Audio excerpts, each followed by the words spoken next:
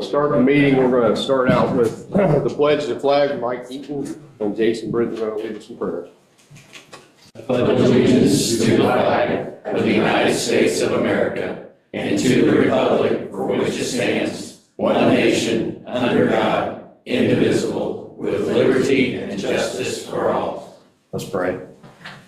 Dear Heavenly Father, we thank you for this day, and we thank you for this opportunity to come here and serve the community. We would like to ask a special prayer for the Congressman Baird family, as the wife of Jim Baird had passed away. Please keep them in your helpful and watchful hands, Lord. Please give us insight and help us seek your face in everything that we do here tonight. In Jesus' name, amen. Amen.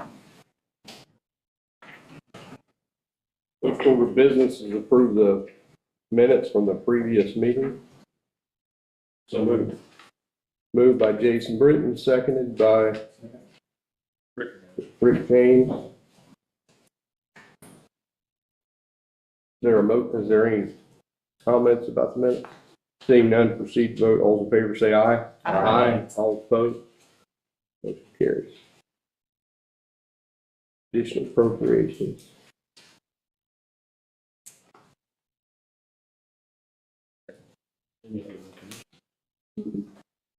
Just have the one.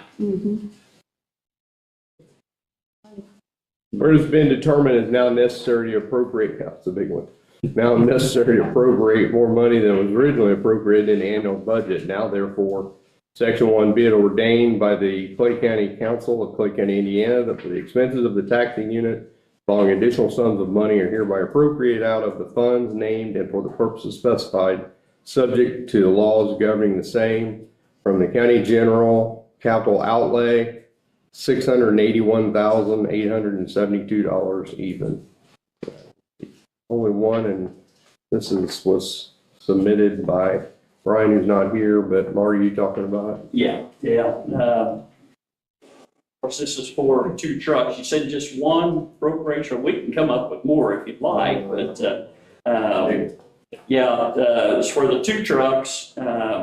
2 trucks, the Bear truck alone is $556,971.50. That is including the salt bed and the blade. 2 sets of those alone is $87,712. So I mean, you can see it's a substantial amount to get our trucks equipped. The extra $125,000, we had talked with you folks earlier about a bucket truck. Our bucket truck reaches 60 feet in the air, but it's so old we can no longer get anybody to do a safety inspection on it. And I mean, that is a liability nightmare. And so a new truck is $221,000 for a new bucket truck. We had it priced a 2025 at $138,000. Had only 8,000 miles on it. We're hoping to find another deal, something like that, in the $125,000 range. So that is what completes from the $556,971 up to the $681,000. So these trucks, number one, they come with a 7-year warranty. So by having 3 trucks under warranty, where our mechanic isn't going to be working on them all the time, they're going to be going back to Mac over at Terre Haute, it's going to free up his time to work on our existing equipment. And the last time we bought a new truck was 2018. And so, I mean, these trucks are going to be around for a while. We've got trucks dating back to 2002. So, as long as we keep up the maintenance on them, they will last us a good while. So, hopefully we don't have to come back in another year for another 600. It'll be more than that next time. So, but we thank you for helping us out on this, because without good equipment, it's hard to keep good employees. And if we have good equipment, they work much more efficient. So thank you very much. Do you have any questions for Marty? So you're just earmarking the $125,000 Yes, in hopes that you'll find one in that range? yes. Is There's this, several is of this them out one there. still available? No, no, I haven't checked on that $138,000 one. But, there were several of them listed, so. Is there a motion on this? So moved. Moved by Mike Heaton, is there a Second. second? Second by Jeff Fritz. Any further discussion? I would just like to make one comment, you know, with the truck, I mean, we've talked about, and I think we're gonna hear from Ryan Keller, this will kind of go hand in hand, in keeping our county roads up and improved, to grow Clay County, and then I don't wanna, I've got a lot of comments from Mr. Keller, later, so I'll wait for his, spill, but that was the only thing I think is, we talked about it during budget time, and I know it's a thing that's needed, so that's why I made the motion. I will say this, this is kind of unprecedented. We've never really ever had to take money out of the general fund to fund the roads before. This is kind of a new scenario, but every year the state cuts our funding a little bit more. So they collect most of the taxes that go to the road funding through gas tax and so forth. We do have a wheel tax, but other than that, they collect most of the tax. Well, the problem is when they set the formula in Indianapolis, they don't have to give us all of what we collect. And being that I-70 runs right through our county, we collect a great deal of tax in this county. We just don't get to keep it all. And so every year, it seems like commissioners have to cut back the road budget a little bit at a time. And so now it's forced us, we have bridges that are in disrepair that we're underfunded on. We have to put money in the bridge fund, which we've never done before. We've maxed out the levy on that, which we used to not do, by the way. I mean, there's just a litany of things that we're now having to pay out of the county government that used to be paid through state funding mechanisms that we do pay taxes on.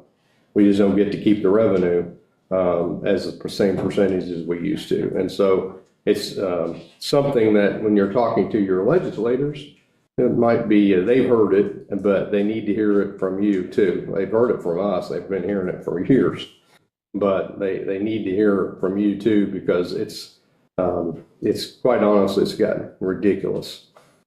And yeah, Marty. Might add to that, I mean, number 8's the white rock that is most used on gravel roads. I mean, used to you buy a ton for $4 to $5, and now it's almost 19. So, you know, it's everything has skyrocketed. Yeah. Yeah, I mean, and anything that's made with oil products is always, you know, although it's come back down a little bit, there for a while it was killing us. I mean, it's just, you know, inflation affects county governments as well. So when you get less in dollar funding and you add inflation on top of it, it's a double whammy. And so it's this, like I said, this is unprecedented. We're in a fortunate situation. Our county has always been conservative with our dollars, and so therefore we have the funding to be able to do it. It's just quite frustrating. So anybody else have any comments before we take the vote? Seeing none further, we'll proceed to vote. All's in favor, say aye. Aye. All's opposed. Motion carries unanimously. Mr. President, Yep. I want to say a few words. I'm very grateful, very appreciative to the county council for this. As you indicated, this is a little bit unusual and it's different.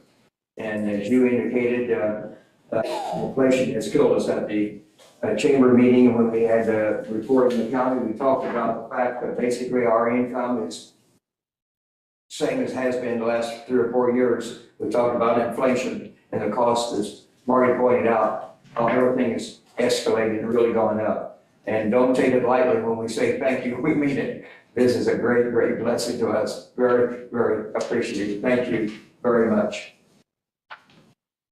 I mean, when we go through budget hearings, we kind of know what we're facing, and it's interesting. I mean, the last 2 years really stand out in my mind when the commissioners got their original projections of what their income was going to be as a county highway, And then when it actually came to fruition, it was much less, and they had to come back in and cut their budget from a previous budget that had been cut the previous year for the same reason. And so when costs are doing this and their money's going this way, it doesn't take a rocket scientist to figure out what happens with that. So anyway, all right. Next order of business. There's no transfers, right? Superior Court. Who's going to be talking? And I don't know exactly what you're going to be talking about. I kind of have an idea. I'd like to address the last meeting that you guys had. Some issues that came up, and thank you all for letting me talk. I'm a little nervous. Oh, you're fine. Appreciate that. The people putting horns on their head behind you, there's nothing going on. Okay. My Superior Court staff are all here. We would like to address a few issues that came up in the last meeting and ask all of you if you have any questions for us. There was a lot of things that came up that we didn't think were accurate or things that were implied that we don't agree with. Without us being in the same position, we would just like to point out a few facts for you guys to consider. Okay. This is our court calendar for today. To pass it around, it's 5 pages.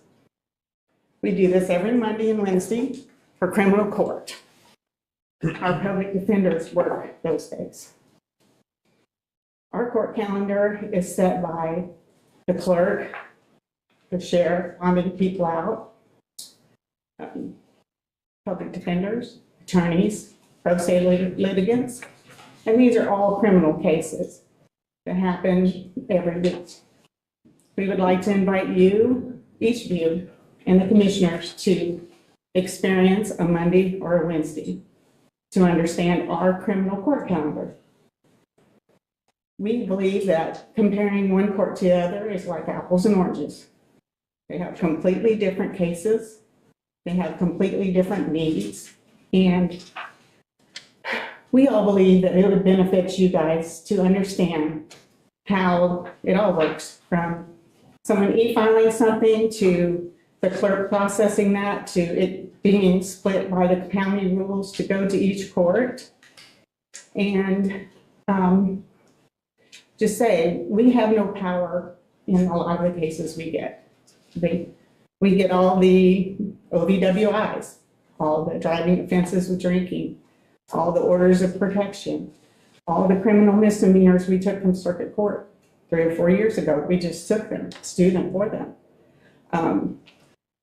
We just don't understand. But here is a printout of our public defenders. And at the end of each one's name and their caseload, every case that happens, matter of public record, tells the numbers of each public defender and what they do. We would ask that you destroy that, even though it is a matter of public record. So right now, we have 3 public defenders. One of them has 64 cases because he's new. One of them has 131, and one of them has 159. And when I say cases, I mean people, defendants, cases, people coming to court because they're in trouble for whatever reason. And these are just criminal cases. It doesn't account for our other caseload we have, which is Tuesdays we have stressed out. Civil, Wednesday is criminal, Thursday is small claims and evictions, and Friday is special judge and overflow of criminal cases. Now, when we do criminal court, the prosecutor's always there, has to be there for the whole time. For everything we go into court on, for every jail case, a prosecutor has to be involved. Okay, so today I did 16 orders for 16 hearings. But that is just a small fraction of what goes through our court in one day. We have the queue, which is Odyssey. We work through and we process jobs for that day. And, you know, it's just hard to understand if you don't work there. And we're not taking anything away from the other court.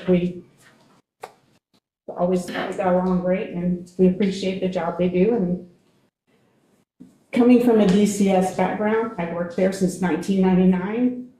Sandy Bell hired me. I understand that court system with Chins.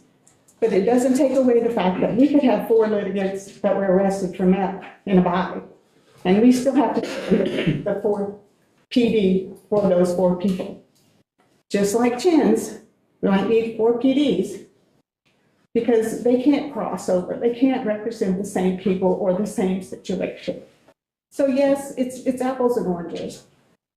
I have no idea what or everything that circuit court does, but I do know that when I started working for Judge Pell, that our budget is normally lower and was consistently lower than circuit court. I think this year might have been the first one, if you guys can check that we got more money, or we got what we thought we asked for. And we need that money, or we wouldn't ask for it. We did not mislead the council, and we wouldn't. If we ask for it and you say yes or no, we are happy. So on cases where we have 4, 5, 6 litigants, we have to hire special PDs. Out of our caseload, we would use the special PD money for that, to get someone different or extra. I can assure you, being the person that would try to hire a public defender, we had 2 great attorneys that left in the last 2 years. One was appointed a judge in Vigo County. We had to replace his caseload. One is a pastor, and he wanted to devote more of his time to his church. I never recruited or tried to recruit from circuit court PDs when they worked upstairs. When we lost PDs, it was discussed with them, but it was not under the context that they were employed by that court. It is very normal for our PDs, we have 3, and I believe they have 3 or 4, to have numerous caseloads. Our PDs all work for other courts, other counties. Some of them do it for the state program to get insurance and life insurance. We don't have a problem with that. We don't have a problem with the upstairs PD working a different caseload in our court. It's different days. We would accommodate that. If any attorney upstairs would want another caseload down in our court and we needed a PD, it is just about covering our court's caseload. It wasn't to hurt the other court or try to take their employee. That didn't happen, you know. And, you know, I just wanted to stand up and say, I don't understand. Also the budget. I want to discuss that in a minute. When Mr. Judge Thomas mentioned that we had a meeting, we did, and he discussed with us the Chins caseload that was going on the state PD to being reimbursed. Great. That's wonderful. We don't care. He was offered by me personally to see our budget. I asked him in that meeting, because Judge called me into it, if he would like to see our budget. I don't know if he doesn't remember it. There's a lot going on. But it's not something I ever did with Joe Trout. And it's not something that was ever discussed with other offices or other similar offices. It wasn't something purposely done to deny them what we were going to ask for. Because I would have asked for that anyway. If you guys don't have the money, we understand. And I'm sorry that I'm here. I wish that I didn't feel an obligation to court staff and to you, for you to understand where we spend money, how we spend it, and how we ask for it. So I appreciate your time. I really don't, want to throw anything negative out there other than I don't understand if other people understood things out of context or, you know, they were told something out of context, but I wish that the issues would have been brought to me and I could have answered the questions that I'm not fully explaining here. But if any of you would like to learn about our court, it is open to the public every Monday and Wednesday for criminal court. That's our 2 busiest days.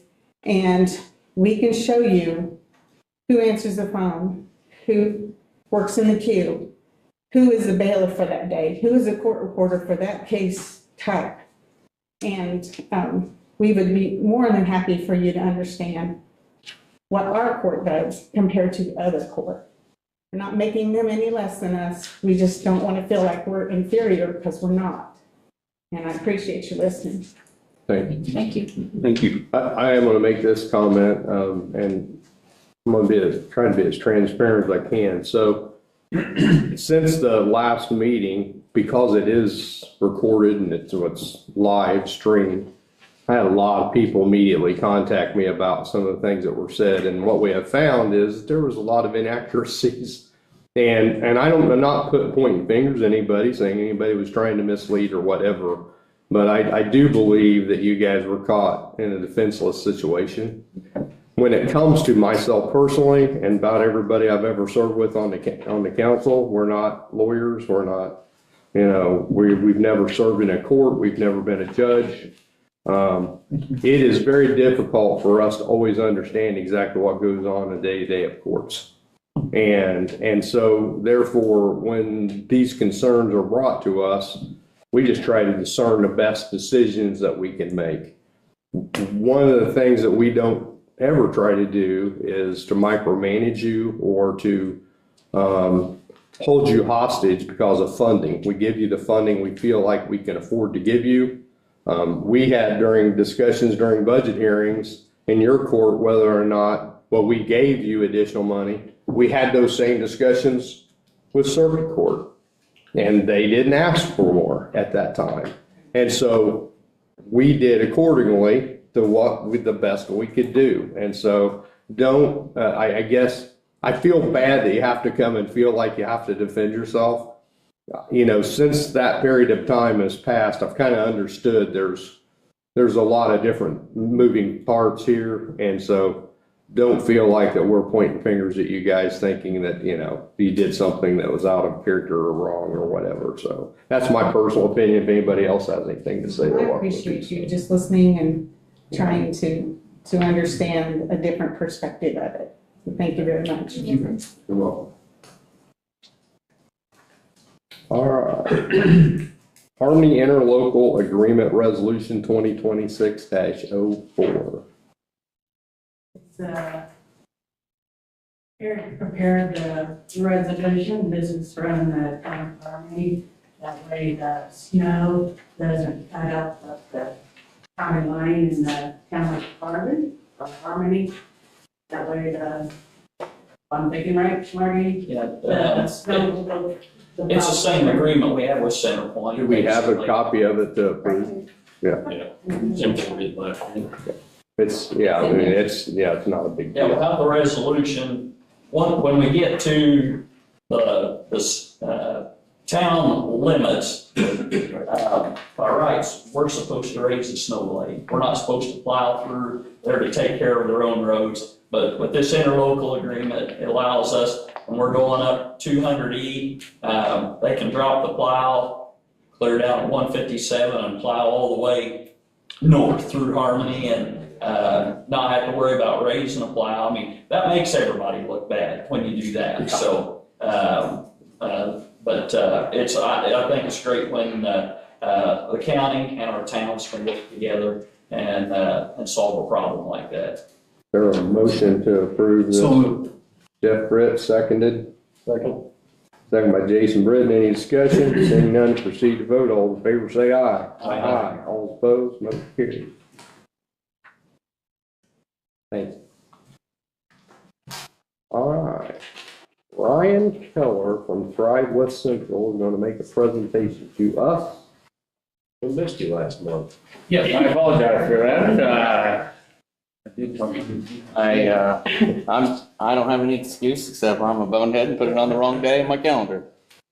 No. I've never done that. Here we go. Thank you. I did it today. So I really appreciate the council's time tonight. I even have a fun guest with me that will get up and say a few words here at the end. But I want to give you a little bit of an update just on what our housing program is doing and then what a possible opportunity could be for the county and why I think it would be beneficial for your consideration. So over the last few years, Thrive has started to really work in the housing space just to really energize our region and what our potential could be. We're nowhere near where our potential in housing really is, but we're working towards that. So I set a pretty, I thought it was a pretty audacious goal by the end of 2030 that we're going to see somewhere around 4,500 housing units produced in our region by the end of 2030. And I set that goal at the beginning of 24 into 23, and I said, look, I think we can do that. That's a lot more housing than what we've seen for lots of decades put together. And so we're really well on our way.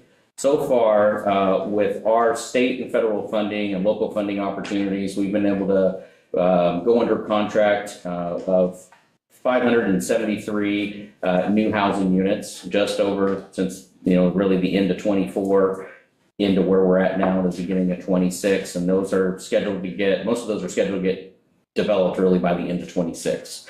A lot of them have already been developed. I think we're 200 and some in on what we've developed, and we got about another 400 more to go.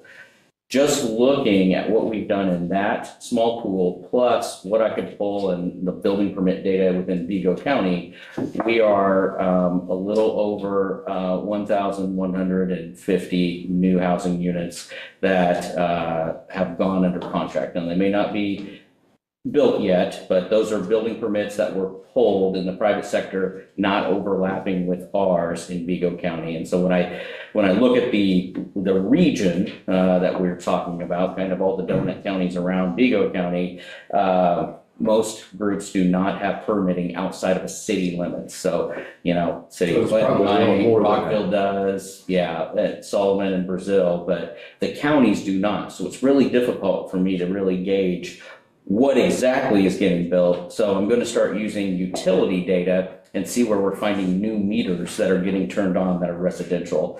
So until we have a complete picture, that's about the best that I can do. But I'm estimating that somewhere in 25, we were somewhere around 1250 is about what we pulled building permit wise to say is going to be built in our 5-county region. So we're well on our way with hitting that 4,500 housing unit goal in this region. And that's a conservative number. So we can go over it. Really, we could go somewhere up to about 8,000 was about where our market threshold should be in this region. I know it sounds completely unbelievable, but really, I think the market can bear that type of housing group here because it's a really great place to live. We have great schools. It's affordable to still live here. And we have plenty of employers who are looking for employees at what I really consider is pretty fair wages. And they're only continuing to go up here. Our per capita income is raising gradually, which is what we need it to do.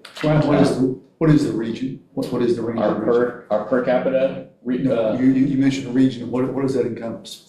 So it's Vermilion, Park, Clay, Sullivan, and Vigo. That's our RDA region that we typically serve. And then sometimes it depends on the data that we're talking about, but we'll loop in what Putnam and Montgomery is also. That's in the Thrive region. But usually I use the RDA region, the Wabash River Regional Development Authority. That's where our funding comes down through. And excuse me. Yep. Do you have the breakdown for just Clay County? Yeah, so just Clay County, we were able to utilize READY 1.0 funding. 73 units were developed during that time. I don't have an idea on what your private sector builds were because we don't have a building permit process here for me to track it that way. And I'm still waiting to get back from Duke Energy and Park County RMC of what it would look like from the meter turn on. Yes, it's over. I'm just knowing what I know in my head. That had nothing to do with that. I'm sure it's, I would say it's well over 125. yeah.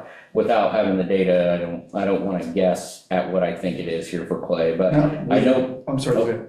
I know for a fact we did 73 units. The Ready One public investment was $701,290, and it yielded a private investment of $7,113,072.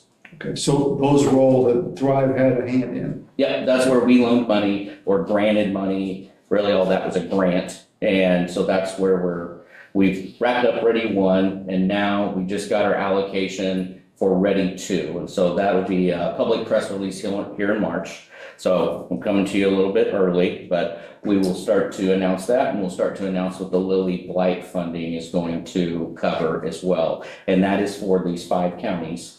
Both of those funding pots cover those 5 counties that I mentioned before. Putnam and Montgomery are not eligible. They're in different RDA regions, and each of them are in their own unique. So really, I'm dealing with 3 different regions when we're doing that. To keep us informed on that blight, because it's something that really, I think our public is really interested in, so. Oh, yeah, I can give you some sneak peeks, but we're gonna have a public meeting about that, so anybody's welcome to come here soon.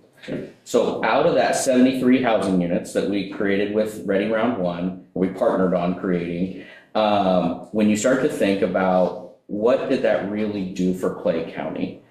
Did that really help us? Did it really have a minimal effect? What does it look like? So from a tax perspective, just thinking about it that way, if you take 100% of what the assessed value is, just kind of doing rough calculations, residential is 1%, multifamily is 2% of what you would gather on the property tax basis. You would have gleaned $106,130.72 annually at 100% of assessed value. Well, we all know that no county assesses at 100% assessed value. I always like to err at 70% assessed value. Typically, it's higher than that in a lot of our counties, but when we're doing residential housing TIF work and we're doing large scale developments and we're doing any kind of redevelopment work, we do that now a lot with housing. 70% is usually my go-to target for that. So we're right around $74,291 is what your 70% assessed value would yield on that tax to the county. So once those are completed now, once they get assessed, you'll start collecting what that is. And every year you'll see somewhere around $75,000 now added to your property tax levy. And that is not including whatever the income tax is. If those folks were here already, then you've already captured that income tax. But if they came from another county or another state, well, now you've just added additional income that has come into that pool of funding. So over a 10-year period, that's a nice little chunk of change. As we think about all the costs that continue to go up, you can only make so many cuts. You can only go out and work so many deals. Eventually, you have to say, how do we start to bring in more revenue? And more revenue from a government standpoint is more people, more income, or more assessed value that way. And so with Senate Enrolled Act 1, you're not going to see near the assessed value on some of your industrial developments because they can depreciate that personal property in that first year down to 80%. So you're not going to see that growth near as much. It's really going to come from your housing. So what I'm here today to really talk about is how could we as Clay Countyans really start to invest in something that's going to have a pretty good return on your investment? And how could we set up a revolving loan fund for housing? There's lots of ways that we can do it. Vigo County has decided they want to set one up. That was part of their $10 million in ARPA that they did. So I took about $1 million from the city and $1 million from the county, and we said, hey, we're going to start doing that. It's going to roll out in March. The more I got to thinking about it, the more I'm like, that's a really great long-term play, especially with Senate Enrolled Act 1 taking in effect in 28. How do we start to fill that pipeline with housing over the next several years that it acts as a counterbalance and then eventually will offset what any of those declines were and then catapult you up? We have to find ways, I think, to generate more revenue, to attract more people, because I don't foresee the cost of anything going down and resetting. we've set a new level, we're at a new floor, so now we have to find another way to do. Otherwise, what we're gonna get ourselves into is what I've seen time and time again in rural counties all around Indiana is you start cutting services time and time again until you just start stripping away what that core of that county really was. Housing benefits our employers, it benefits our schools, it benefits the county and taking care of roads, parks, trails, and anything else that we have. And I have not really been able to come up with a different way to think of what is one way we can make small investments that I think have really great returns on your investment. And it's more. Can you tell me, give me an idea of what the ratio is of the dollars that we have put in through grants? I mean, I kind of did the number in my head when you were talking about how much, basically value that you create, a number of, was 7 million or whatever it was, divided by the assessed value, that's a 7-to-1 ratio. Would you think that that's pretty close? Yeah. I mean, right now, that's about what we saw here. But really overall in our Ready portfolio, when we looked at what some of the bigger developments were in Eagle County, where they captured a little bit higher end of that market, we were at a 24-to-1 ratio. And I think that's a pretty healthy return on what that investment is. And I see, I just kind of see us continuing to build those comparable comps here for those housing and continue to go up and what it is. People want to live here in Clay County, but often when they try to look, there's no housing available that really meets their needs. And that's often why they go somewhere else, because they just can't find what they're looking for here. I mean, there's a whole litany of other things that go along with that. I mean, you have people who maybe they want to buy a home, but because there's no comps, they can't get the banks to lend based upon the fact that they can't get the value they need because there's no comps nearby. And so anytime you add housing and you upgrade housing, whether through the blight program or whatever we do, that also improves the lending environment so that people who do want to live here, even if they want to build or they want to buy an old place and fix it up, there's going to be at least some comps they can use to be able to get a loan. Absolutely. And I think creating a revolving loan fund program not only allows you to have a fund that we can revolve credit in and out and work with banks and private lenders to be able to make those equations work, really de-risk it at the end of the day, but it creates what I call a new builder pipeline. If you really look around and you think about all the people who have been home builders in our community for a long time, the well-known names, a lot of them aren't doing it anymore. They're retired, or maybe they're on their last few years and, they're not quite aggressive as they used to be, and we've lost that ability to generate that pipeline kind of coming up through. And with the new banking regulations after 2008, it's really difficult for young new builders to come out and say, hey, I'm going to go build 2 or 3, spec houses. Because one, they can't afford the 20% down payment of what that's going to look like. And two, most banks look at them and say, thanks, but no thanks. We're not real interested in funding what speculation looks like. Their appetite for risk is not. Yes, it's a very high interest rate at the end of the day when you're looking at what that private financing looks like. So it really is a challenge. And I think this kind of creates a really great opportunity to have a multi-tier approach that is going to invest in what some new builder pipelines really look like. It starts to give the private sector lenders a new partner in the game to say, how can we maybe tolerate a little bit more risk because we know there's somebody else in there. And 3, it really it starts to build over time of what that return is. And we create these things. We've operated revolving loans for a really long time, and we create them to where they have low risk. We do reimbursements versus just giving a lump sum check to somebody. We'll do it in draws, or we'll set up really a lot of parameters to help people find success.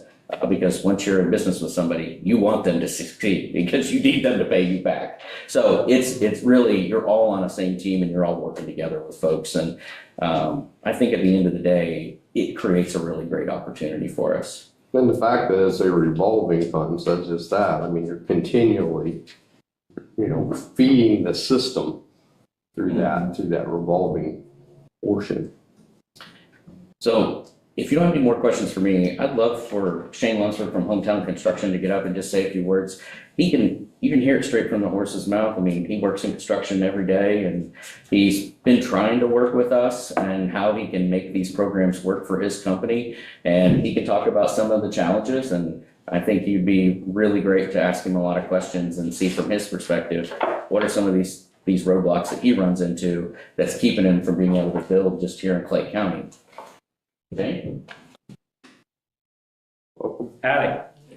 My name's Shane Lunsford, as he said. I see some familiar faces and I see some that I don't know. This is my first time I've getting up in front of a council or a board. So I started my company in 2022, Hometown Construction. We do residential work and some commercial work. Now, my wife and I have wanted to do spec homes since before I started. It's something my dad did back in the 90s, all the way up until 08 hit. But back then, getting funds as a contractor was substantially easier than the hoops that we have to jump through nowadays. And I think the biggest hoop that someone like myself deals with is having the funds to be able to do something. Because once you have money, your money can make money if you use it right. But getting started without any sort of money at all, it's next to impossible. So the door that the revolving fund opens up is just incredible for a guy like myself with not having the funds there and not having to have the 20% down. You know, $40,000 on a $200,000 loan. A lot of people in my shoes don't have that, but have the skills to be able to use this as a tool to our advantage. So that's about all I have. He touched on about everything else. You guys have any questions for me? Well, you see go ahead. Do you make a monthly payment back to it, that the contractor makes a monthly payment back, like he would have to? Yes, that's how we typically frame these loans. Is it's just like any other loan.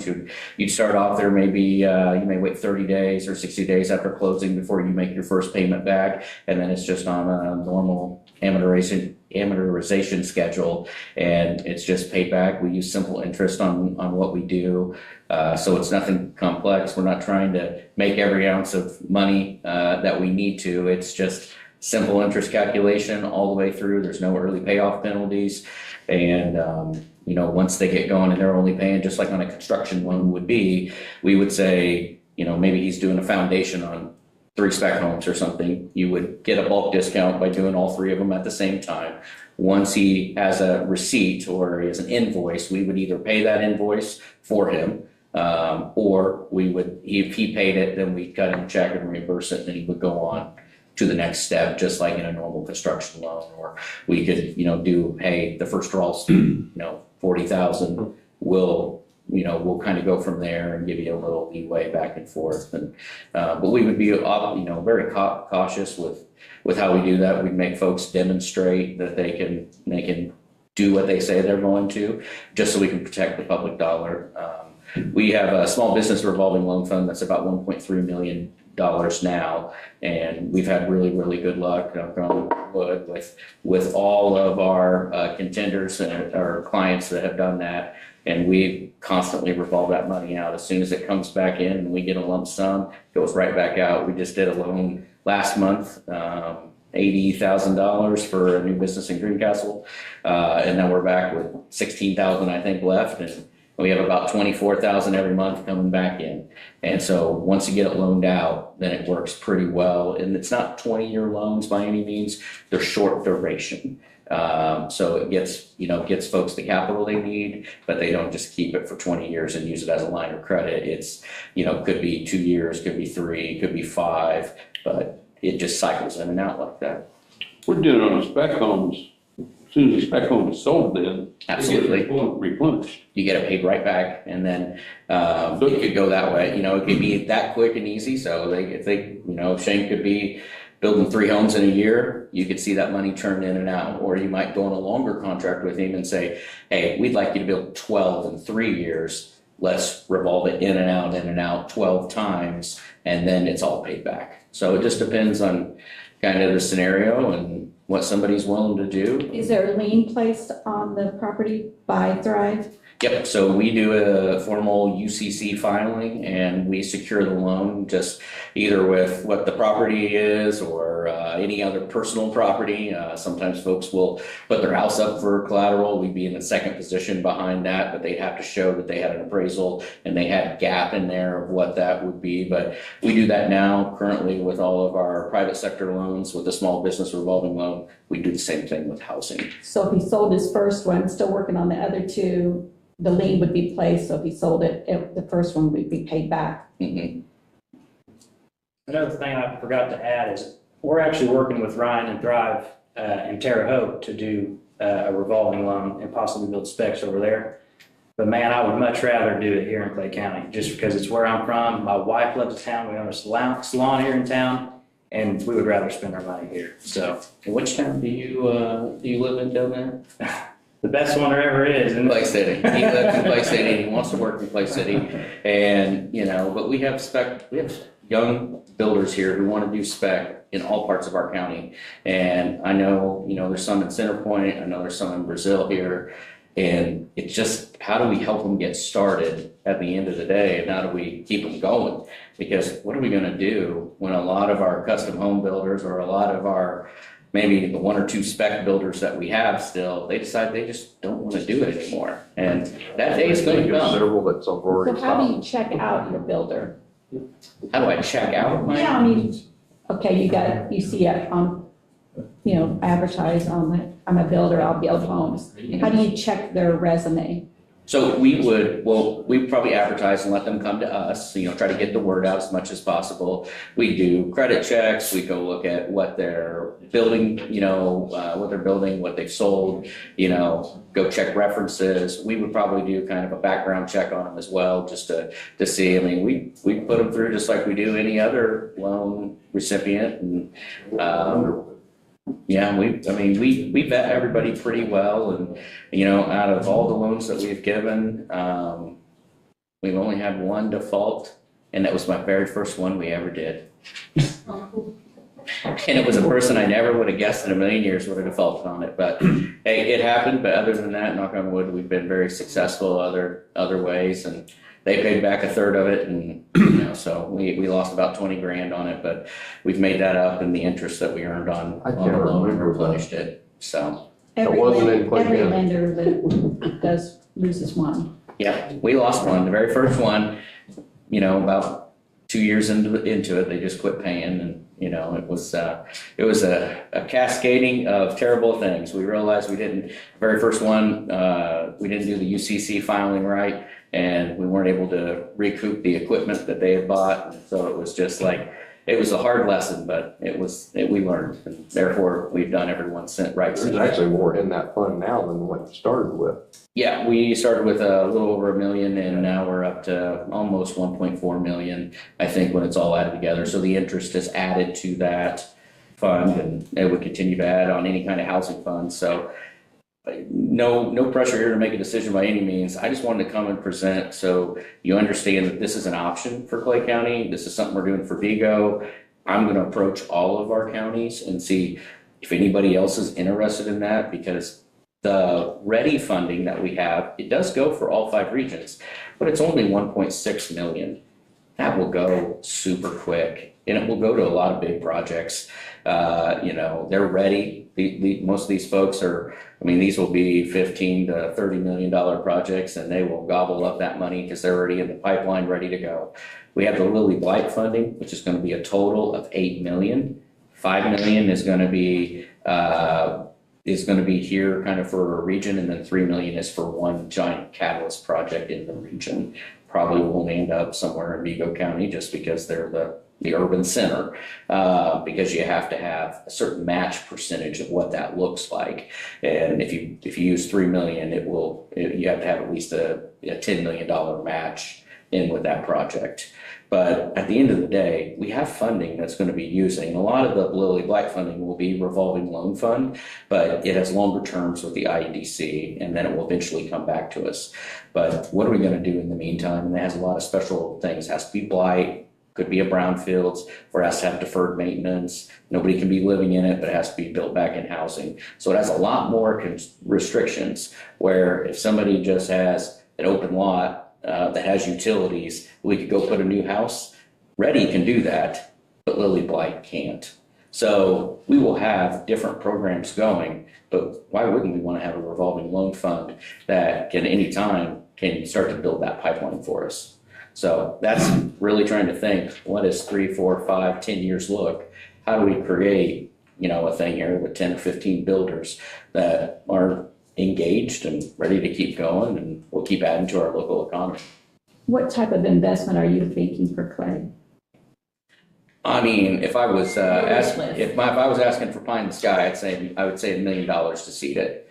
But again, I'm not sure what's in the budget, and that may be out of your reach right now, and I totally understand. And it may be something you start lower, and every year you add a little bit, especially if you're seeing the results that you want to see. But it really does go faster than what you think. Just doing all this housing money, I've been surprised at how quick it can go, and folks can get going just because housing costs a lot of money anymore. Building materials are expensive. What kind of requirements or restrictions? Is it multi-family, multi-use, single family? All the above. All the above. Yep, all the above. I don't think we would want to limit one type of housing or the next. What we would not do, it has to be market rate. We would not do low to moderate income. There's already a plethora of state and federal programs for low to moderate income housing. And if you really look at what our housing values here are, a good percentage of them truly are in that 60% of the area median income or below, and that qualifies them for low to moderate income housing. So I have no problems with a low to moderate income project. I'd be happy to do one if a developer came and said, hey, we want to do something, and the county and the city or whomever it was in was amenable to it. Done those projects before, but this funding is market rate, and that is what we're lacking here, and that's what we need to get to. Great. Shane, what do you see your cost per square foot? And right now, If you were doing a spec, if I'm doing a spec and you're shooting for 170 a square foot, you're lucky to get the job and you're not getting rich. There's just not a ton of money to be made in it. at 170. Not a ton. Put it this way, I did a custom barnuminium this summer. Unfortunately, lost my tail end on it, but I was around 140 square foot on it, and I made no money. Lesson learned, but. And I can tell you, just in all the regional funding, what we've seen the range go from is we have some folks, but there's always stories, you don't have to have all the details. Some folks that are down around 130 a square foot, all the way up, I've seen it to 230. And it just depends on, one, what the building materials are, what the architectural, design of the house is. And some of those folks that are down at that 130 range, at the end of the day, they have already set up all their subcontracting companies and they own them. So they might have their own material supply of lumber or hardware or plumbing or roofing or electrical, where they own those subs and they're able to get that cost way down. But they're controlling most of their inputs, where not everybody has that luxury. When are you looking for a decision, or going to approach us? Or I know this is the first step, but when are you thinking about starting this? Or I mean, I'm happy if you want to tell me tonight, but sure, go for it and run with it. I'm happy to take it and put it together, but it's up to you on when the council deems that this is ready. I'm assuming there would be, you'd want to think about it. You'd want me to come back and got to advertise it and everything. and everything else, but we're happy to do that. We'll launch the Vigo County program here in March.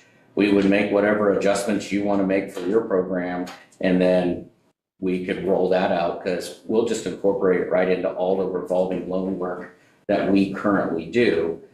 And it will just be another piece of the puzzle that we're working in. And so we typically do one meeting a month. It's always open. We take applications. Usually the way we do it now, we take applications till the 12th of the month. And then our committee meets somewhere around the 18th to 20th. every month. They review everything. People will come in, do their interviews. That gives us enough time to do kind of our background checks, credit analysis, anything like that. And then we try to make our awards by the end of the month and work with to get all the paperwork signed, and then they're off to the races. So we try to have a pretty streamlined process. We're happy to kind of take this on whenever, if and when the county says, yeah, we'd like to go. It would probably be a 60-day start from them or a 30-day start from them. I think we could pull all the pieces together. The biggest thing is just making sure we've set it up in a way that you're happy and it's going to fulfill the requirements of everything I think we're saying that we can do. I know we've got a potential workshop on the 12th of March, and I think it's something we can discuss, and it's not too late to add that to the agenda. You know, we are definitely in a unique position as Clay County with I-70. You know, we're not going to be able to compete with Vigo County's industrial park. We've got a nice place, but with their project they've got going on that's been on the news lately with Intech, it's going to hire 600 and some people. Those places are going to need houses, and we're sitting in a prime location. You jump on 70, bypassing you right there on Harlan Drive to where Intech's at. Either they're going to go to Sullivan, they're going to come here. Obviously, we have the low property taxes, so we have that incentive, but we got to have places to build. And so I think, obviously, this is a work in progress, so I think we need to kind of review it, discuss it, see what we can come up with, and then set our own criteria as far as checks and balances on who's approved, you know, for, you know, builder's sake. We don't want to have that, our first one default. We want to look at, okay, what have they done in the past? You know, do you have rentals? Is there, in any of the incorporated towns in the county, are you abiding by their rules? If you're going to start a subdivision, obviously the commissioners have, a drainage ordinance that has to be abided by if, there's ever consideration of taking over that county road, which then obviously we need county road equipment to maintain those roads. Mm-hmm. So I see it's a good project. I mean, I don't want to lag on for months and months, and we'll have to obviously make a decision, but that's just my opinion. I got it. I'm curious. So the taxpayers of Clay County in this room, how many of you think this sounds like, if we had the funds to do it, how many of you think this would be a good idea? Just curious. Be honest. It's all right. Okay. Majority. I'm just wondering how much is in our checkbook right now. Well, I know how much was in our. We could just write a check. Yeah, I did. Still the commissioner showed up today. Does the contractor already have the land, like you want to do? Yeah, we would have. You already have the land and Yeah, and hopes. when Yeah. you showed up? And you can also partner with people who might have land that you could build on. Right, where you but I would just wondered how they come to pay you, them do they at have time the of land? sale or whatever. So I can speak to that a little bit. We really see it in all shapes and sizes here. We have builders that will come to us and say, hey, we need a place. Do you have any? And that's when we'll work with local governments that may have something under their control, or just folks who know, hey, so-and-so would sell this if you made them a reasonable offer, and we can go that way. We have other folks that, they may have the option to purchase, but they haven't pulled the trigger on it until they know they can put their deal together. Typically, what I would say is you're going to see the most of this concentrated in areas that already have public utilities. So it's going to be your incorporated communities that have infrastructure going, because that's the lowest cost. I mean, to put a well and a septic in right off the bat, you're probably looking at $30,000 plus, and there's a gamble if you're going to hit good water or not, and trust me, I can speak to that all day long. At the end of the day, though, that's your low cost, is where you're going to have public utilities. The great thing about what we've been doing is there's been lots of opportunities where somebody will find land that somebody's willing to part with at a reasonable price, and utilities are nearby. And that's where, if it's enough land and we're able to build on scale, and we're able to do it typically in 5 years or less, 40 units is the minimum number, so it would be a new subdivision somewhere. But you can do this new tool in the state that came back, it's a residential housing TIF, tax increment financing for TIF.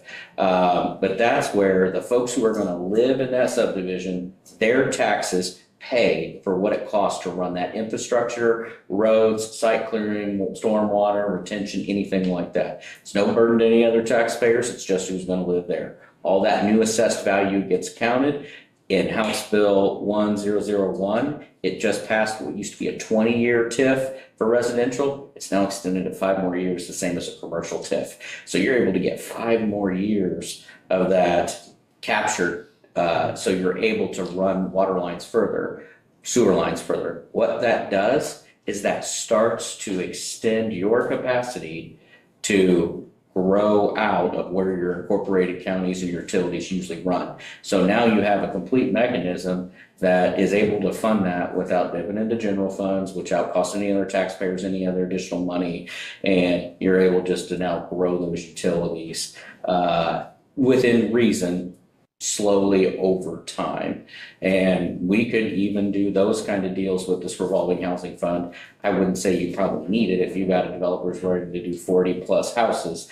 They're going to already have investors and financing lined up on a different scale, but it just is another tool in your toolbox to be able to say, hey, we can do something like that. And it can go anywhere where you have utility capacity already. A good rule of thumb is you can always do residential off of commercial water lines. You can't do commercial off of residential. So even where your areas where you have the industrial park or you have extra capacity, what happens if we extended that out just a little bit to then do an additional subdivision or additional housing, apartments, anything along those lines? There's lots of ways that we can start to build this. I've kind of learned it over the last few years, and I tell you what, I really like to put this knowledge to good use here in Clay County. The thing about it's interesting because we are very much an income tax. I mean, we're dependent on income tax because we don't have high property taxes. And now the state's going to become that way as well as they change their way they structure things as well. The thing that's different about residential TIF, for example, versus like an industrial TIF area is you build industrial TIF areas and you hope that you're going to have employees that pay taxes within your county so you can gather income tax. Well, that doesn't always happen. But a residential TIF, those people most likely are going to be paying taxes to Clay County because they live in it. So they're kind of forced to. And so your actual net on a residential situation would probably be a little better per capita than what it would be on industrial TIFs.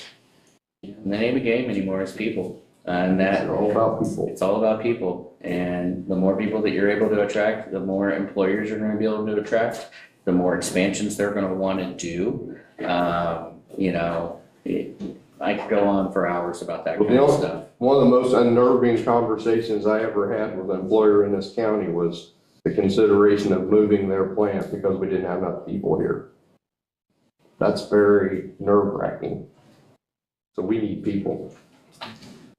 There's no houses. There's none. My wife and I are looking for a bigger place because we just had another baby.